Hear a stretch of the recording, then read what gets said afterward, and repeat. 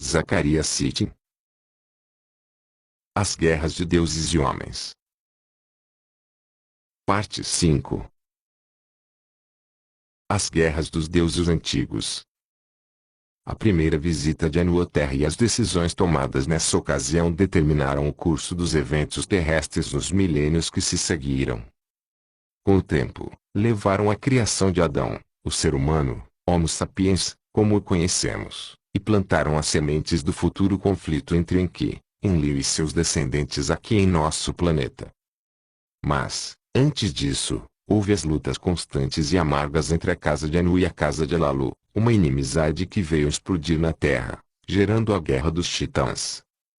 Nela, os deuses do céu confrontaram-se com os deuses que habitam a Terra de tons escuros, e em seu clímax envolveu um levante dos Igigi. De acordo com o texto Realeza do Céu, sabemos que essa guerra aconteceu nos primeiros tempos da colonização realizada pelos nibiruanos e logo após a primeira visita de Anu.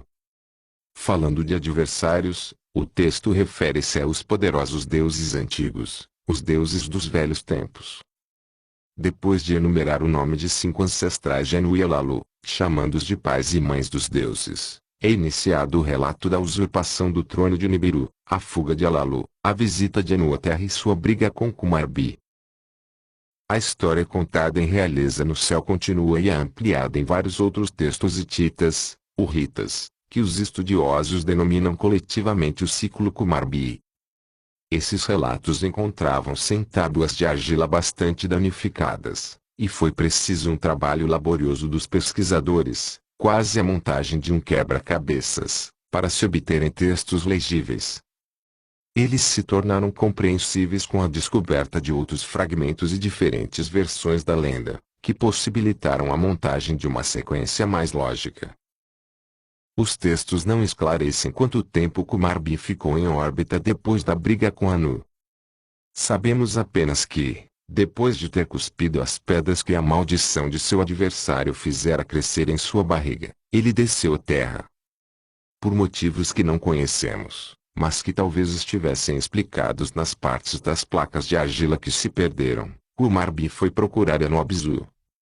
Depois disso, versos um tanto mutilados começam a falar no aparecimento em cena do deus Tempestade, Ezub, que, segundo os sumérios, era Ixicurandade, o filho mais novo de Enlil. O deus Tempestade provoca a ira de Kumarbi ao falar das qualidades e objetos que ganhará de cada um dos outros deuses. Entre essas qualidades está a sabedoria, que será retirada de Kumarbi. Tomado de fúria, Kumarbi foi a Nippur. Os pedaços que faltam nos textos nos deixam na ignorância sobre o que aconteceu naquela cidade, o quartel-general de Enlil. Mas o fato é que, depois de uma estada de 7 meses, Kumarbi voltou a Abzu para se aconselhar com Ea. Ea sugeriu que Kumarbi deveria ascender aos céus para procurar o apoio de Lama, mãe dos 2 deuses, o que indica que ela devia ser a matriarca das 2 dinastias em conflito. Com certeza pensando em extrair alguma vantagem pessoal da situação, Ea ofereceu-se para transportar Kumarbi até a morada celestial em seu Magida, carro celestial, que os acadianos chamavam de Tierrita, o veículo voador. Mas a deusa mãe, ao descobrir que Ea se aproximava sem a permissão da Assembleia dos Deuses, mandou ventos com relâmpagos contra sua espaçonave, forçando-o a voltar à Terra. No entanto, em vez de completar todo o caminho de volta e aterrissar, Kumarbi preferiu ficar com os deuses que se mantinham em órbita no firmamento terrestre, chamados pelos hititas de Sirra, os que voam e orbitam, isto é, os Igigi sumérios. Com um excesso de tempo livre, Kumarbi estava cheio de pensamentos rondando sua mente. Ele tem ideias de criar infelicidade, ele trama o mal. Na verdade, o essencial desses pensamentos era que ele devia ser proclamado o pai de todos os deuses, ou seja, a deidade suprema. Com o apoio dos Esirra para sua empreitada, Kumarbi calçou sapatos ligeiros e voou para a terra. Aqui chegando, mandou seus emissários procurarem os deuses chefes para lhes transmitir sua exigência. Foi então que Anu decidiu colocar um ponto final em tudo aquilo. Para derrotar de uma vez por todas o neto de Elalu, seu grande adversário, chamou seu próprio neto, o deus tempestade Tezub, e ordenou que ele encontrasse Kumarbi e o matasse. Num dos combates entre os dois houve a participação de 70 deuses, todos em seus carros celestiais. Apesar de a maioria das cenas de batalha não poder ser encontrada, devido à quebra das tabuinhas de argila, sabemos que no final Tezub foi o vencedor. No entanto, a derrota de Kumarbi não pôs fim à guerra. Por intermédio de outros textos do ciclo Kumarbi, sabe-se que antes de sua derrota ele conseguiu fecundar uma deusa da montanha com seu sêmen, o que levou ao nascimento de seu vingador, o deus Pedra Ulicumi. Enquanto escondia seu maravilhoso, ou monstruoso, filho entre os deuses Irsira, Kumarbi foi instruindo para que, quando crescesse, atacasse a bela cidade de Kumlia, de Tezub, combatesse o deus tempestade e o fizesse em pedaços, derrubasse todos os deuses do céu, como se fossem pássaros. Tendo vencido na terra, Ulicumi deveria ascender aos céus para procurar a realeza e conquistar o trono de Nibiru pela força. Depois de dar essas ordens, Kumarbi sai de cena nos textos. O menino permaneceu escondido por um longo tempo e, quando se tornou adulto, assumindo proporções gigantescas, foi visto por Utuzamashi enquanto este passeava pelos céus. Utu apressou-se em ir à morada de Tezub para informá-lo do aparecimento do Vingador.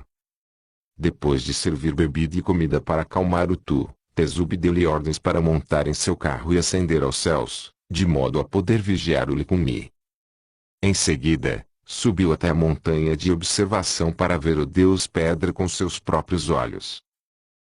Ele olhou para o impressionante deus Pedra e, tomado de ira, brandiu o punho percebendo que não havia alternativa para a batalha. Tezub aprontou seu carro para o combate.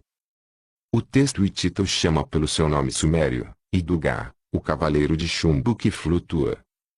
As instruções para a preparação do veículo, onde o texto hitita apoiou-se fortemente na terminologia suméria original, merecem ser citadas. Elas começam pedindo a ligação do veículo com o grande quebrador, e prosseguem mandando prender na frente o touro, unidade de força, que acende o touro do altíssimo míssil, na parte de trás, instalar na dianteira o aparelho de navegação ou radar que mostra o caminho, ativar os instrumentos com as pedras que fornecem energia poderosa, em seguida armar o veículo com trovejador, carregando com nada mais nada menos que 800 pedras de fogo. O grande quebrador do brilhante cavaleiro de chumbo, que eles lubrifiquem com óleo e mexam. O touro que acende, que coloquem entre os chifres. O touro do altíssimo míssil, da traseira, que cubram de ouro. O que mostra o caminho da parte da frente, que eles ponham e virem, e coloquem em seu interior as poderosas pedras. Que tragam o trovejador que espalha pedras por 30 léguas, certificando-se que as pedras de fogo com 800 cubram. O relâmpago que brilha assustadoramente, que tragam de sua câmara de armazenamento. Que tragam para fora o mar Gide e o aprontem. Dos céus, por entre as nuvens, o deus tempestade voltou seu rosto para o deus pedra. Depois dos primeiros combates, em que Tezub não foi bem sucedido, seu irmão Ninurta entrou na batalha para ajudá-lo. Mesmo assim o deus pedra continuou incólume e levou o conflito até os portões de Kumlia, a cidade do deus tempestade. Ali, a esposa de Tezub, Ibat, acompanhava os combates pelos relatórios que recebia numa câmara interior da casa do deus. Mas os mísseis de Ulicumi forçaram Ibat a sair de casa, e ela não podia mais ouvir as mensagens dos deuses nem as mensagens de Tezub, nem as de todos os outros deuses. Ela então mandou seu mensageiro calçar sapatos rápidos para ir até onde os outros deuses estavam reunidos e trazer notícias da batalha, pois temia que o deus Pedra pudesse ter matado seu marido, o nobre príncipe. Tezub, contudo, continuava vivo. Aconselhado por seu camareiro a se esconder num lugar montanhoso, ele se recusou dizendo que, se fizesse isso, não haveria rei no céu. Os dois então decidiram ir procurar Yanobzu, para lá encontrar um oráculo capaz de ler as velhas tábuas com as palavras do destino. Percebendo que Kumarbi gerara um monstro que estava passando dos limites, Ea foi procurar Enlil para avisá-lo do perigo, o Licummi bloqueara o acesso para o céu e as casas sagradas dos deuses. Então foi convocada uma assembleia dos grandes Anunnaki. Eles não sabiam o que fazer, até que Ea encontrou uma solução. Mandou que trouxessem do depósito lacrado dos cortadores de pedra um certo velho cortador e cortassem os pés de Licummi, o deus pedra. O monstro ficou aleijado.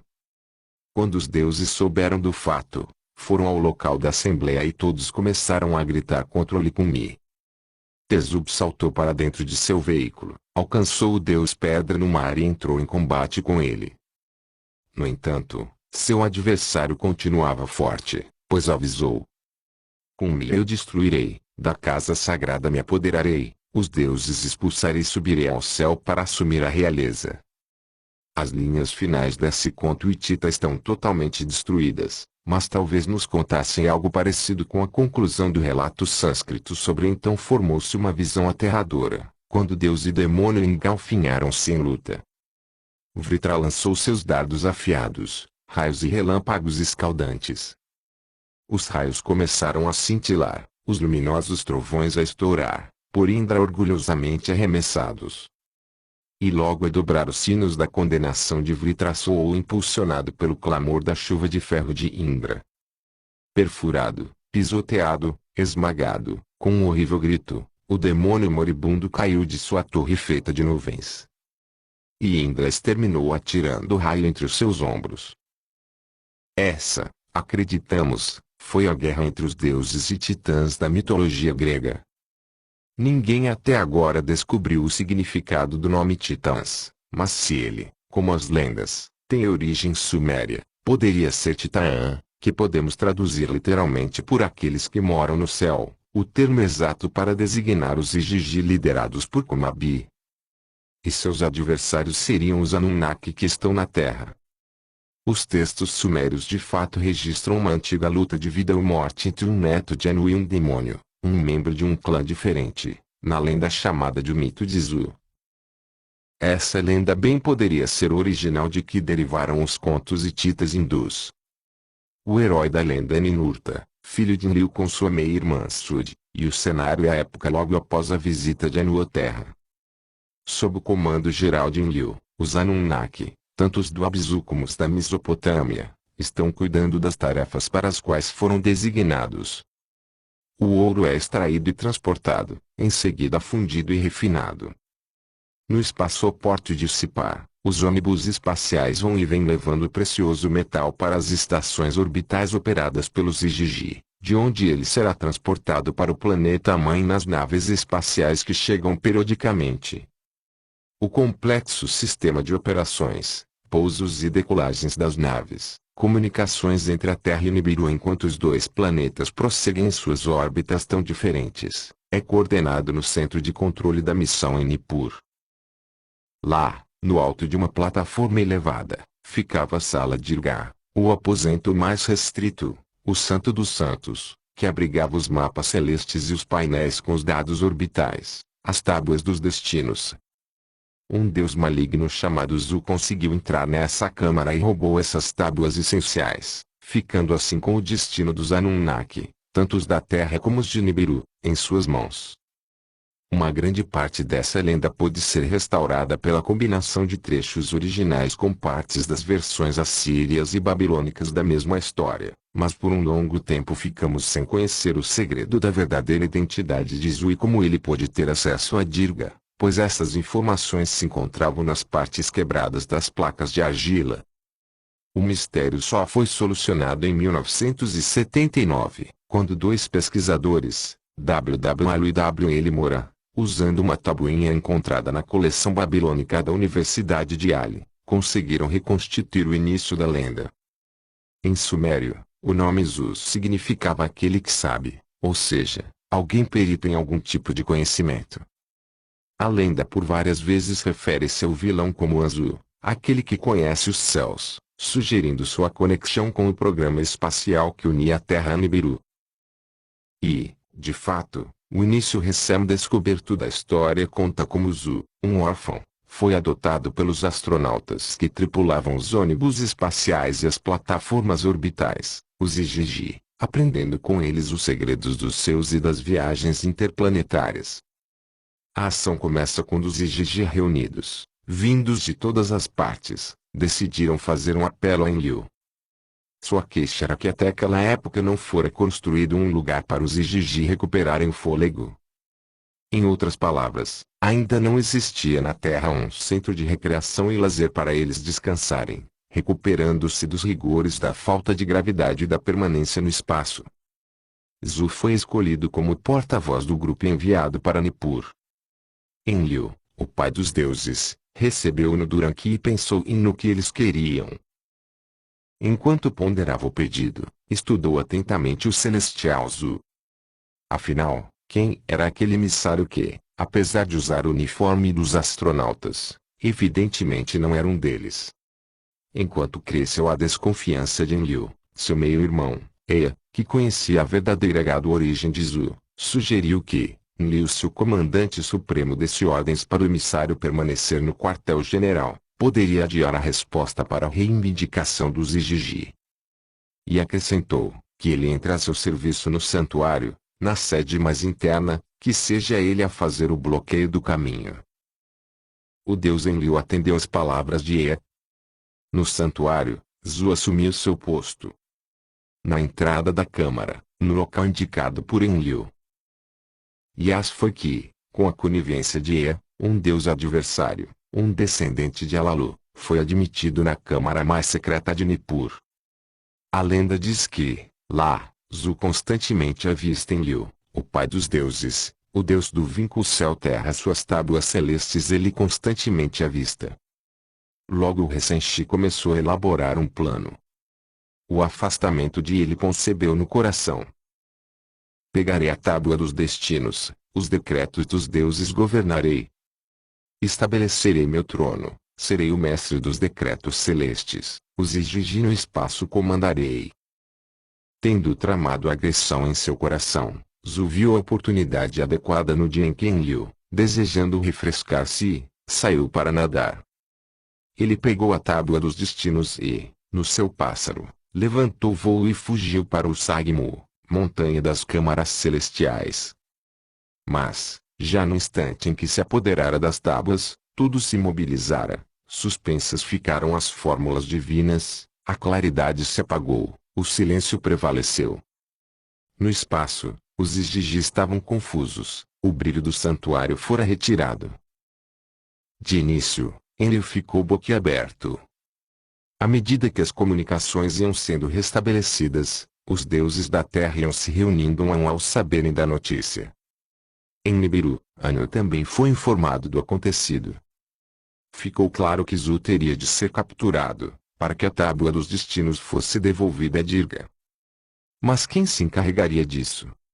Vários deuses jovens de valor reconhecido foram sondados para a missão, mas ninguém se dispôs a enfrentar Zu na distante montanha. Agora ele passara a ser tão poderoso quanto Enlil, pois roubara seu brilho e aquele que se opuser a Zu se tornará como barro diante do brilho os deuses se consomem.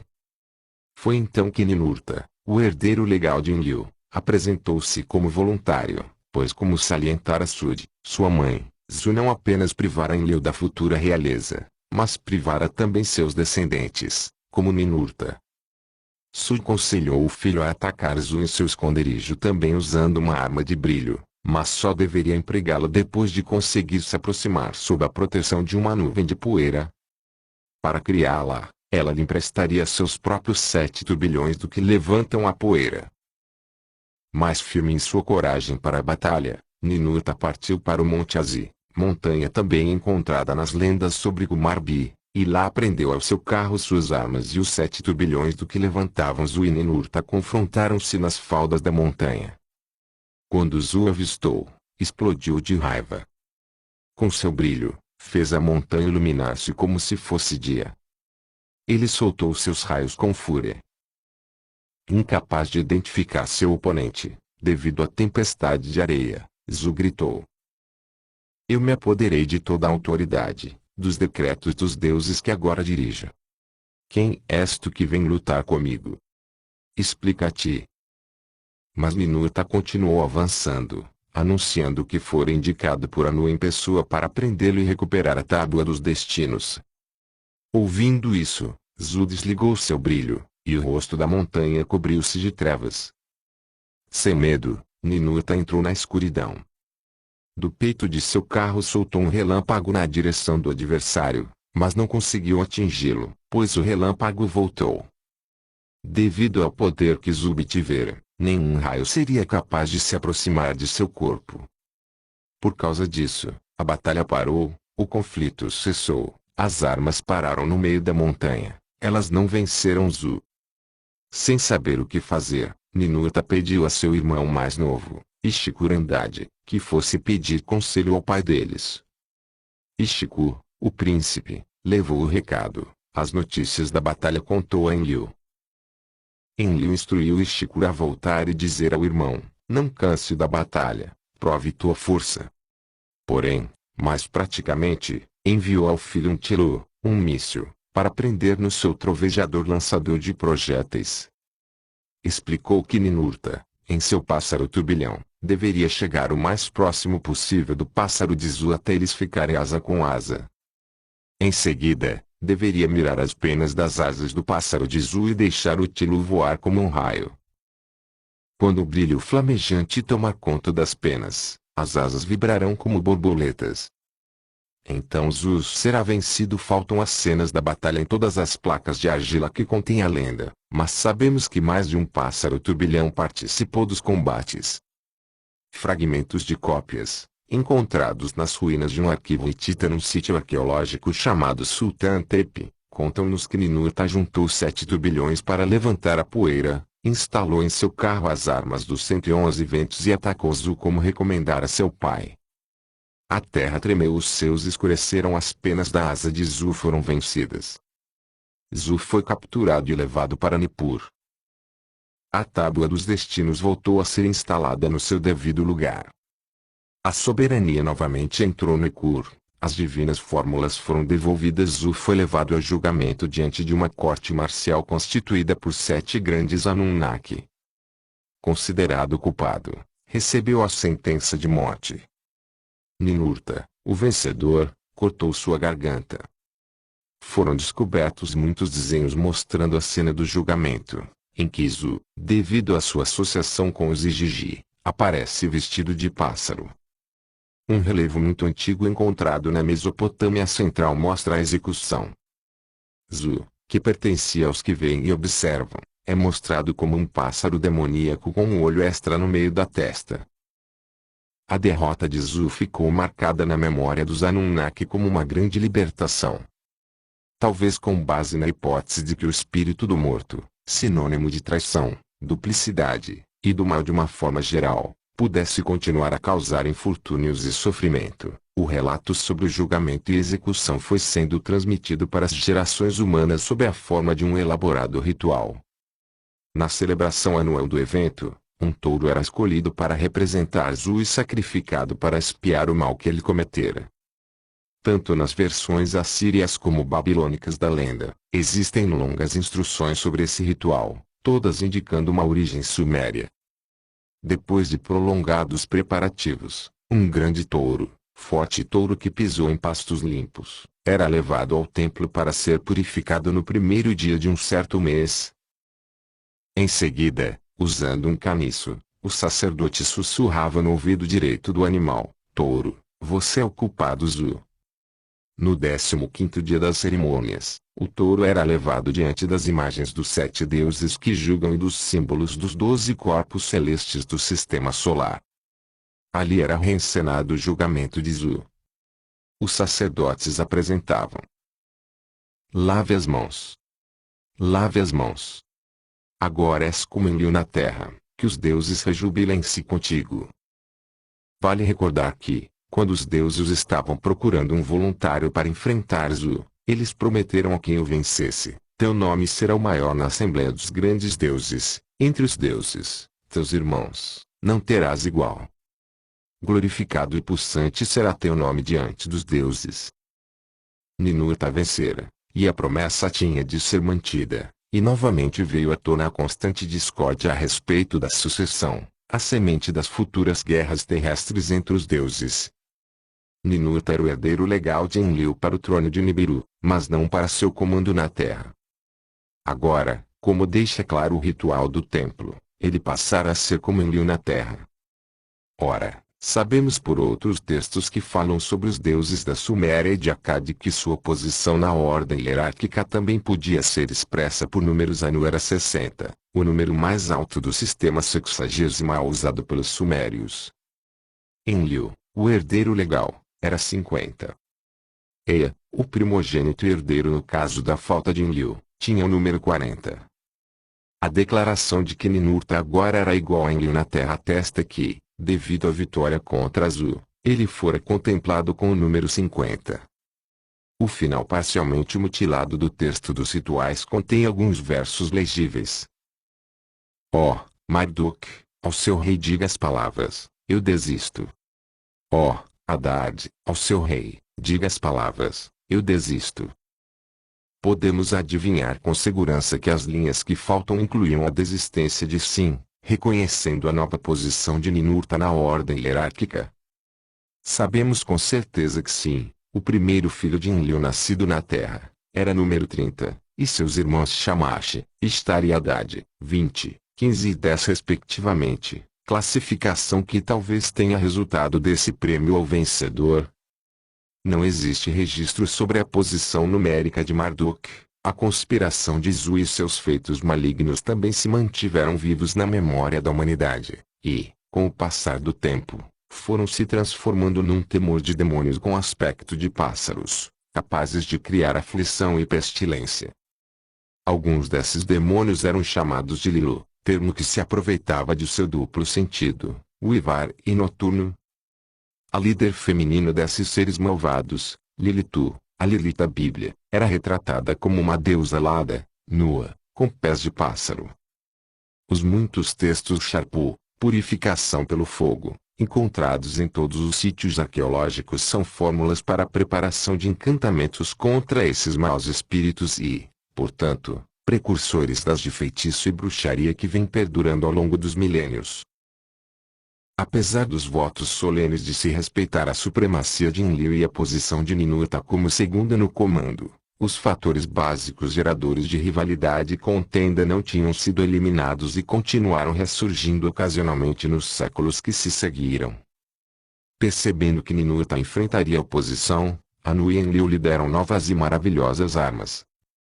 De Anu ele ganhou o Sharur, Supremo Caçador, e o Shargas, Supremo Exterminador. Entre as várias armas dadas por Enlil havia o Singularib, uma arma com 50 cabeças letais, a mais assustadora de todas e única, pois Ninurta passou a ser citado nas crônicas como Senhor de Iri.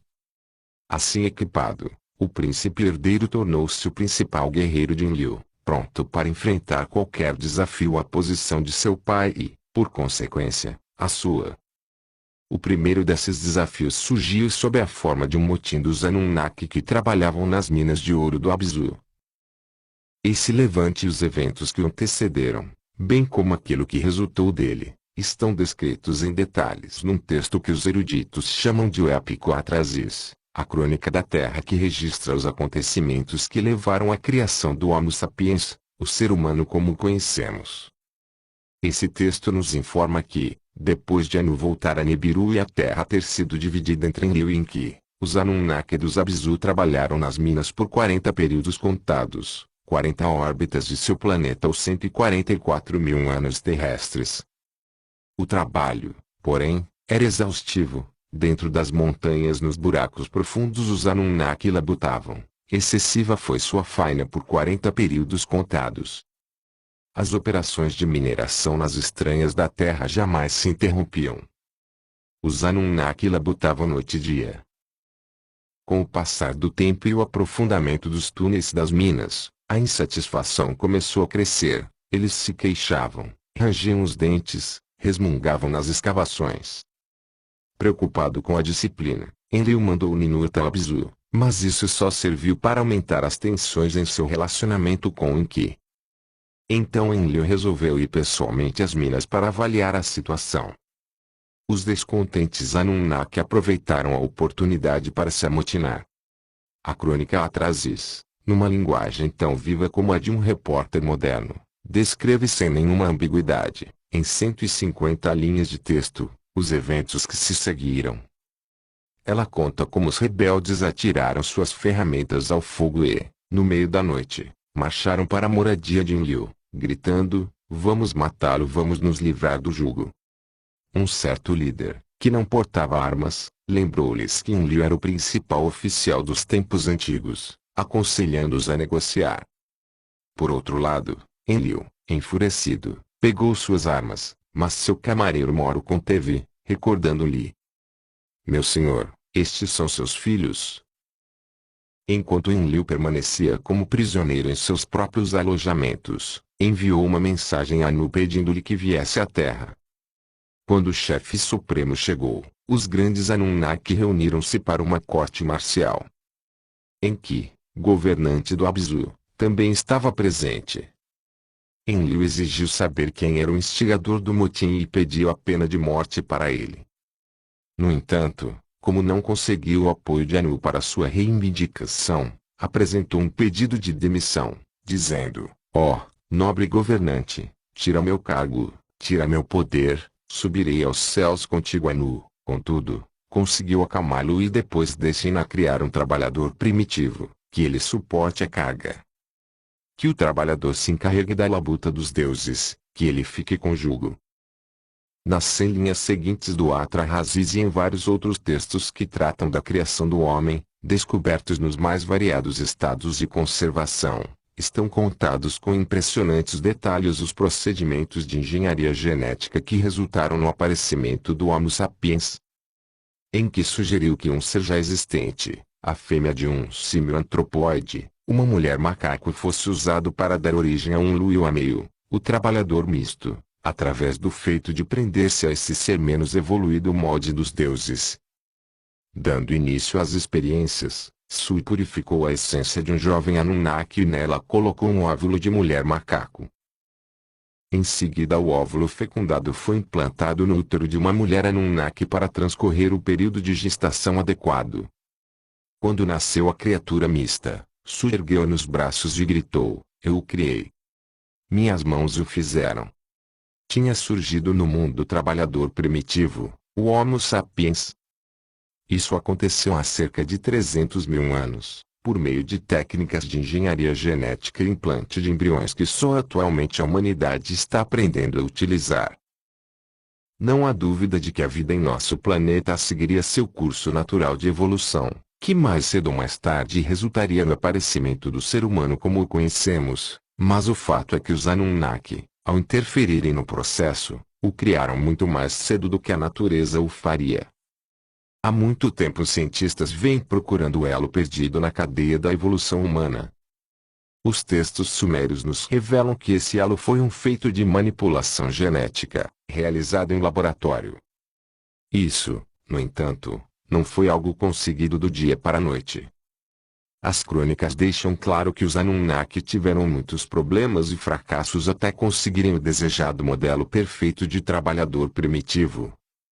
Mas, uma vez obtido esse modelo, começou uma produção. Os Anunnaki aproximaram-se de Enlil. Pediram-lhes de cabeça preta: "Ao povo de cabeça preta, que seja entregue a picareta." Lemos esses eventos num texto que Samuel N. Kramer intitulou O Mito da Picareta. Embora faltem alguns trechos, é possível entender que Enki recusou-se a atender o pedido de Enlil para transferir trabalhadores primitivos para a Mesopotâmia. Decidido a manter sua autoridade, Enlil recorreu à força, chegando ao extremo de cortar as comunicações com o planeta-mãe. Ele fez um rasgo no vínculo céu-terra em verdade e lançou um ataque armado contra a Terra das Minas. Os Anunnaki do Abzu reuniram os trabalhadores primitivos num recinto fechado, situado no meio das instalações de mineração, e fortaleceram suas muralhas contra uma invasão.